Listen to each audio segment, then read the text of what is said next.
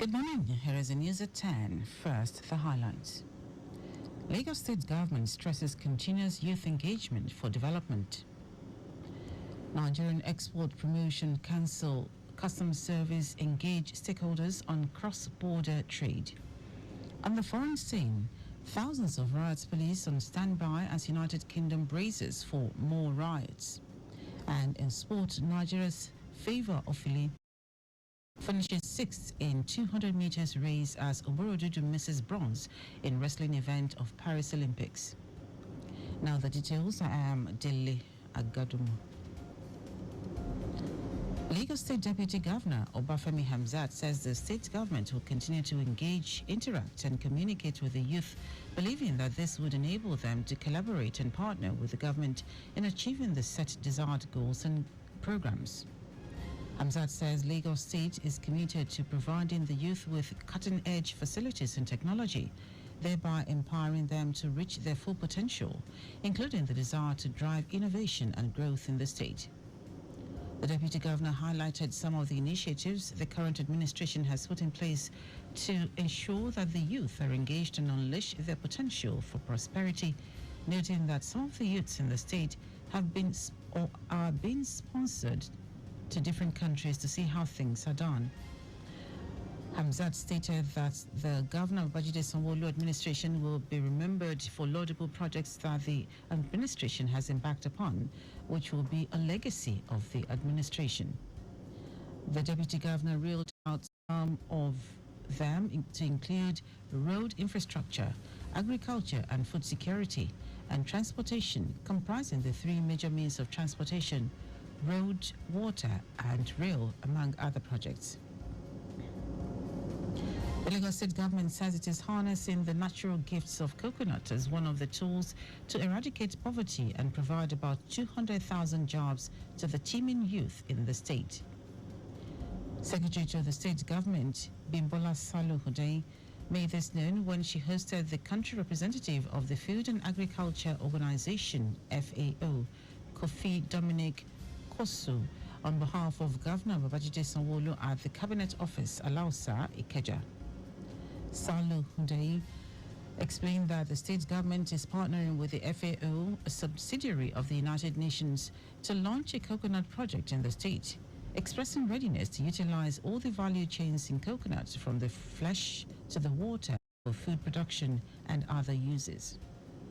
On his part, FAO country representative from the United Nations to Nigeria, Kofi Dominic Koso, explained that the coconut project will create employment, bring income and bring the private sector on board to develop the coconut value chain in the state. Koso said the agency would ensure the implementation of policies to regulate the agricultural sector and as well provide basic infrastructures to ensure the success of the project. He added that the FAO is also looking to develop aquaculture and fishery in Lagos State, which will help to stabilize the economy and as well fight food insecurity. The Lagos State retired heads of service and permanent secretaries, Alahos, has stressed the need to discuss food and nutrition insecurity as it reaches alarming proportion worldwide. Alahos President Nuruddin Ojora Adejian made this statement in a release signed by the Publicity Secretary of the Association, Olushina Thorpe. According to the President, in view of the importance of the subject of food security, the association has scheduled its annual summit tagged Agenda for Sustainable Development and Food Security to hold between Tuesday 13th and Wednesday 14th August 2024.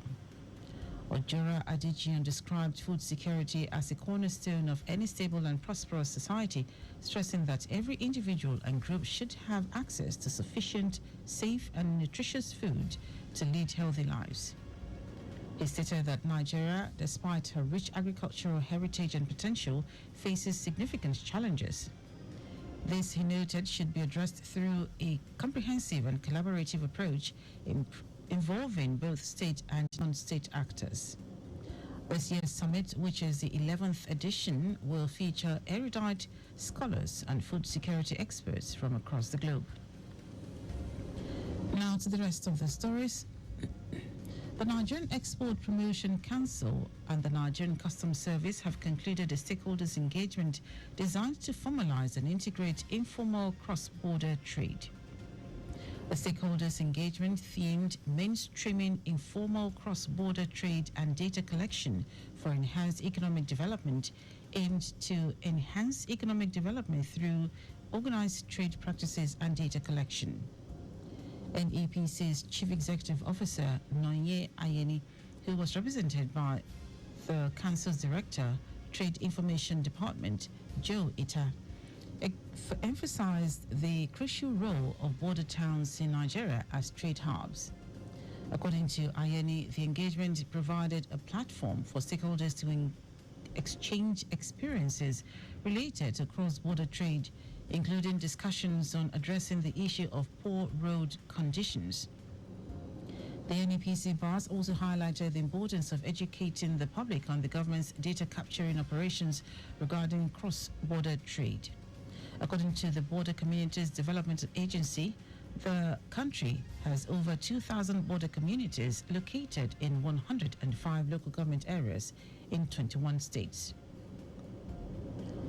The Minister of Education, Tahir Maman, has directed the National Board for Technical Education, NBTE, and the Nigerian Educational Research and Development Council, NERDC, to develop skills curriculum for adoption and implementation.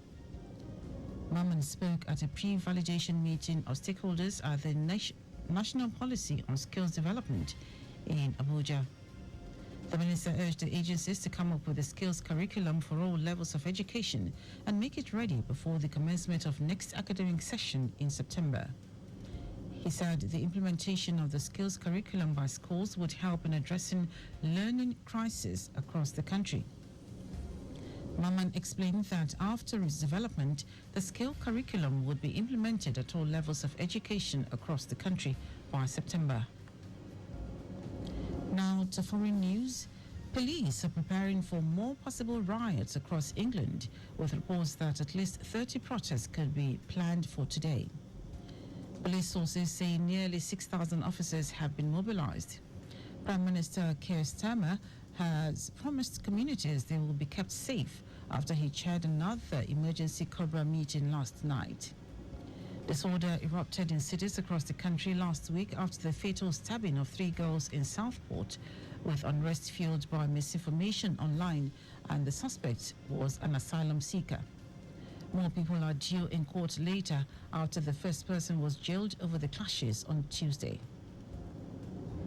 In our sports, Team Nigeria's hope of winning the first medal at the Paris 2024 Olympic Games was dashed on Tuesday night following dismal performances of Favor Ofili in the final of the women's 200 meters and Blessing Oborodudu, who lost her bronze medal match of the women's 68 kilograms freestyle wrestling. Ofili clocked 22.24 seconds to finish sixth in the 200 meters final, won by USA's Gabby Thomas in a time of 21.83 seconds. At the Champ de Mars Arena, Oborodudu lost 3-0 in the bronze medal match of the women's 68 kilograms freestyle wrestling to Japan's Nanoka Ozaki. Oborodudu, who won a silver medal at the Tokyo 2020 Games, has suffered a narrow 3-1 defeat to Kazakhstan's Mirim Zumama-Zarova in the semi-finals on Monday night. And that ends the news at 10. Just before we go, slow down at road junctions, intersections, and pedestrian crossings. You can follow us and like all our various social media platforms: X at Traffic Radio 961, Facebook Lagos Traffic Radio 96.1 FM, Instagram Lagos Traffic Radio 961.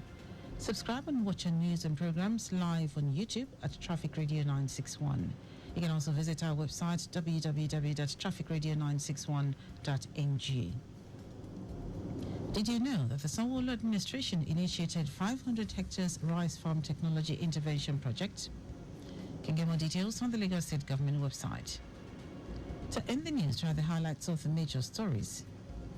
Lagos State Deputy Governor Obafemi Hamzat said the state government will continue to engage, interact, and communicate with the youth, believing that this would enable them to collaborate and partner with the government in achieving the set desired goals and programs. The Nigerian Export Promotion Council and the Nigerian Customs Service have concluded a stakeholders engagement designed to formalize and integrate informal cross-border trade. We also told you that police are preparing for more possible riots across England, with reports that at least 30 protests could be planned for today. And in sports, Team Nigeria's hope of winning the first medal at the Paris 2024 Olympic Games was dashed on Tuesday night following dismal performances of Favour Ofili in the final of the women's 200 meters and Blessing Oboridudu, who lost the bronze medal match of the women's 68 kilograms freestyle wrestling. For contact to the newsroom, send a message to info@trafficradio961.ng. That is news broadcast compiled by Kayode Mafolashere. I am Dele Agadumo. Good morning. Thank you for listening.